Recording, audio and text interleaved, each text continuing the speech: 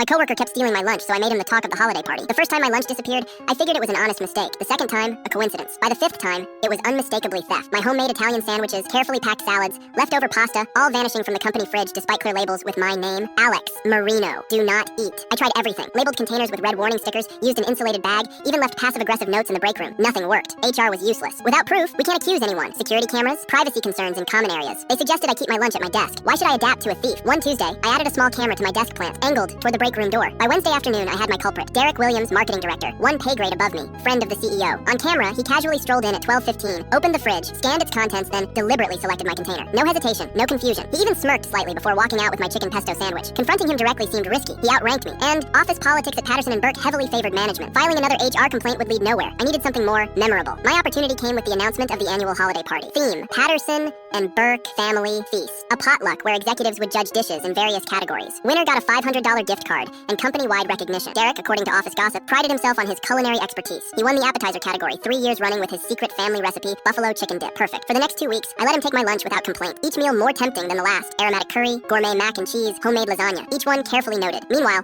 I prepared my party dish, Nonna's spiced Italian meatballs. My grandmother's actual recipe, with one modification. I made them extra spicy, but not with traditional heat. These contained ghost pepper extract, tasteless at first bite, then gradually building to face-melting intensity. The morning of the party, I placed my usual lunch in the fridge. A sample of these meatballs with extra sauce, clearly labeled Alex's lunch, final test batch for party, do not eat. Like clockwork, Derek took it at 12:15. At 12:27, I heard commotion from the marketing department. Derek sprinting to the bathroom, face crimson, eyes watering. He emerged 20 minutes later looking destroyed, chugging milk at his desk. That evening at the party, I arrived with my official entry. Regular, delicious, non-spicy meatballs. I placed them on the buffet table with a decorative sign. Nonna's Italian meatballs, mild version. Derek approached the table cautiously, eyeing my dish. I smiled innocently. Everything okay, Derek? You seemed upset earlier. He cleared his throat. Fine, stomach bug. That's terrible. Hope you're feeling better for the judging. As executives made their rounds sampling each dish, Derek hovered nervously near my meatballs, warning people, careful with those. I heard they're extremely spicy. Our CEO laughed. These? They're delicious and perfectly mild. He turned to me. Alex, I didn't know you could cook like this. Family recipe. I replied, though I do make a spicier version sometimes. Not everyone can handle it. The confused looks as people enjoyed my perfectly mild meatballs while Derek grew increasingly agitated was priceless. He kept insisting they must be different from what he tried. Perhaps you're thinking of something else you ate today? I suggested innocently. Something not meant for you. Recognition flickered in his eyes. Then embarrassment. My meatballs won first place. During my brief acceptance speech, I thanked my grandmother and added, I believe good food, like personal property, should be respected. Some things aren't meant to be taken without permission. I stared directly at Derek. He looked away first. The following Monday, a new sign appeared in the break room. Food theft is grounds for disciplinary action. Derek's lunch theft stopped completely. In fact, he started bringing extra food to share with the office, labeled help yourself. The $500 gift card was nice, but watching Derek jump slightly whenever someone mentioned spicy food, that's the real prize. Some lessons burn more than others.